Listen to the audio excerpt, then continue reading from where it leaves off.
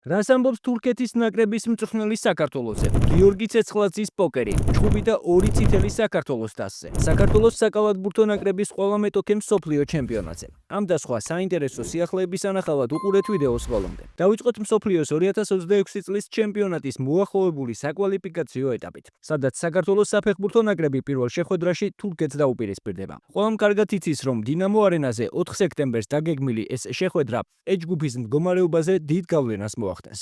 აქედან გამომდინარე გასაკვირი არაა, რომ ამ შეხვედრას განსაკუთრებული მნიშვნელობა და ყურადღება ეთმობა. სწორედ ამ საკითხზე უკვე ისაუბრა თურქეთის ნაკრების იტალიელმა მთავარმა მწვრთნელმა ვინჩენცო მონტელამ, რომელიც ვილისანიოლის გუნდს ბოლოს ევრო 2024-ზე შეხვდა და 3-1 გაიმარჯვა.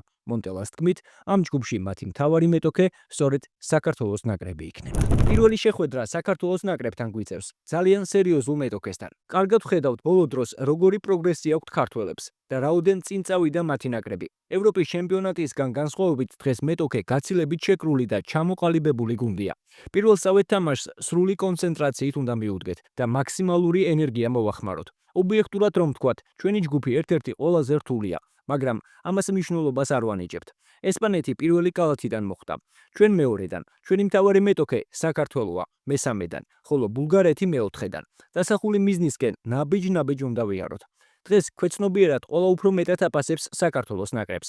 შესაძლოა ფიქრობდეთ, რომ ეს შედარებით იოლი თამაში იქნება, მაგრამ ჩვენ კარგად გვაქვს გაცნობიერებული, რაოდენ ძლიერ გუნდთან მოგვიწევს დაპირისპირება და ეს ესმით ფეხბურთელებსაც. ევროპის ჩემპიონატზე საქართველოს საკმაოდ რთული შეხვედრა დამსახურებულად მოუგეთ. ახლა კი ჩვენი მიზანი შეძლების დაგვარად დადებითი შედეგის მიღწევა იქნება. არ ვიცი, შევძლებთ თუ არა საქართველოს ნაკრებთან ისეთივე გოლების გატანას, როგორიც გერმანიაში გავიტანეთ, მაგრამ ფეხბურთის მთელი ხიბლი სწორედ იმაშია, რომ ყოველთვის სასიამოვნოა, როდესაც შენი გუნდი გატანას ახერხებს. ახლა მთავარია, რომ წინ გველის იმ ტურნირის შესარჩევში მონაწილეობა, რომლის ფინალურ ეტაპზე 24 წელიწადი არ ყოფილვართ. რა თქმა უნდა, მაქსიმუმს გავაკეთებთ და თავს არ დავზოგავთ, რათა შესარჩევი წარმატებით დავწლიოთ. თურქეთი აუცილებლად უნდა მოხვდეს მუნდიალზე.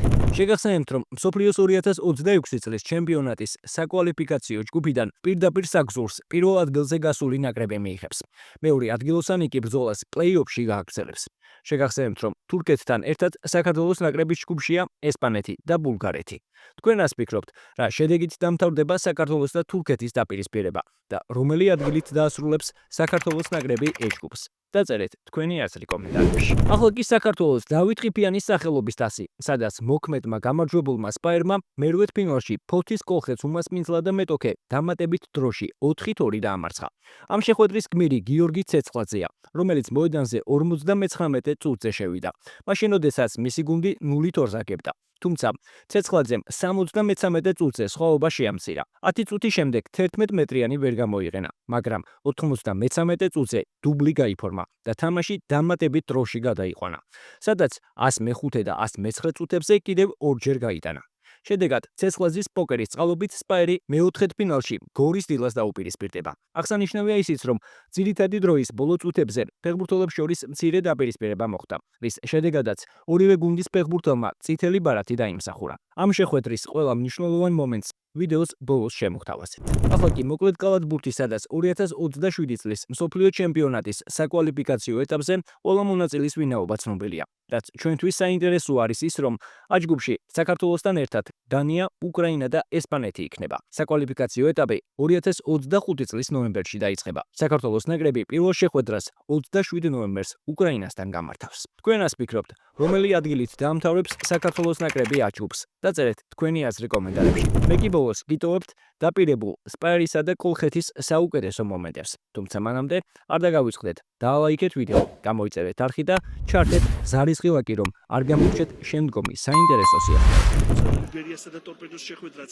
გადაიდო სწორედ ევროტურნირების გამო აქ ძალიან საფათო ესიანიში შეიძლება დარტყმა და კოლხეთის მოთამაშეებმა ძალიან სწრაფად მოახერხეს ანგარიშის გახსნა სანდრო ავალიანი გატაილი გოლის ავტორი შეხვედრის მეხუთე წუთზე ძალიან ტექნიკურად ძალიან წარმატებულად იმოქმედეს აქ სტუმრებმა და მოახერხეს ანგარიშის გახსნა. ასე რომ ძალიან სწრაფი გოლი ვიხილეთ პრინციპში და წესით შეხვედრაც კიდევ უფრო აქტიური და სანახავსაკუთრებული აქ არაფერი არ ხდებოდა. არ არის მე მგონი აქ არანაირი თამაშგარი მშვენიერი გადაცემა დიაგონალური პასი და მერე ვითარებაში ბრწყინვალედ გაერკვა სანდრო ავალიანი და მოახერხა კოლხეთის შემადგენლობაში სადებიუტო გოლის გატანა 20 წლის თავდამსხმელმა. ყველაფერი იდეალურად შეასრულა, შეგვიძლია ვთქვათ.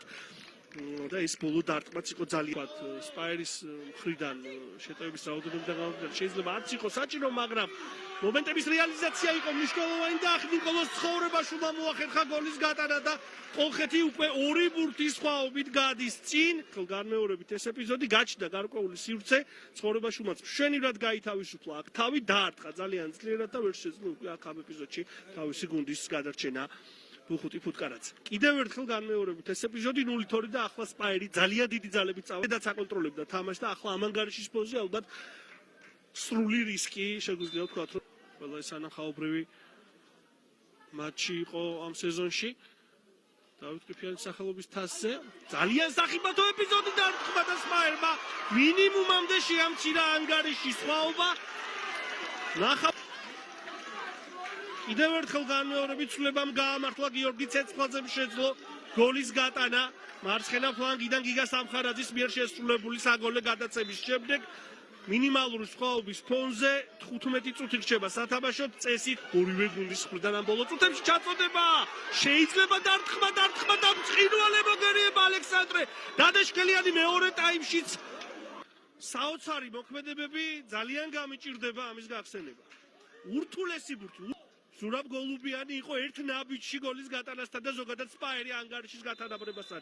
ბრავო ალექსანდრე პენალტით შესრულდება ცეცხლაძის გამორბენი დარტყმა და მოიგერია ალექსანდრე დადაშკელიანმა.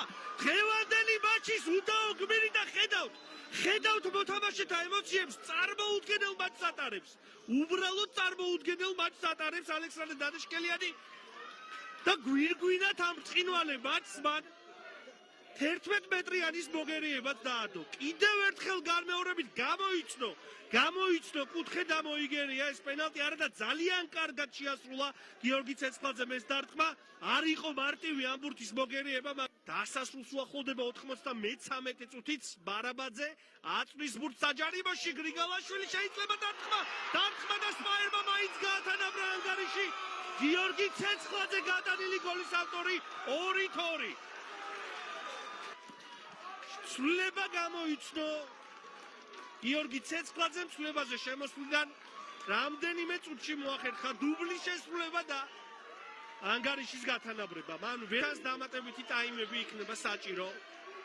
საჯარიმოში დარტყმა და სპაერმა მოახერხა გატანა გიორგი ცეცხლაძე გატანილი გოლი. წარმოუდგენელი იყო ეს ყოველივე, რადგან ბრწყინვალე დარტყმა შეასრულა ცეცხლაძემ საპირისპირო კუთხეში და თამაშში ჩართვაც ასეთი უნდა 3 გოლი თამაშში კი ცეცხლაძე 59 წუთი ჯარიმოს შეხვედრის 119 წუთზე მეორე სართულზე ბრძოლა ბურთისთვის ცეცხლაძე და პოკერი დღევანდელ შეხვედრაში ცვლილებაზე შემოსულმა გიორგი ცეცხლაძემ გადაწყვიტა რომ ამ მატჩში საუკეთესო მოთამაშე თავად იყოს და 73 უკვე მეოთხედფინალშია ულამაზესი თაური ძალიან შორიდან თითქმის 11 მეტრიდან თუ მეტი არა შეასრულა დარტყმა გიორგი ცეცხლაძე.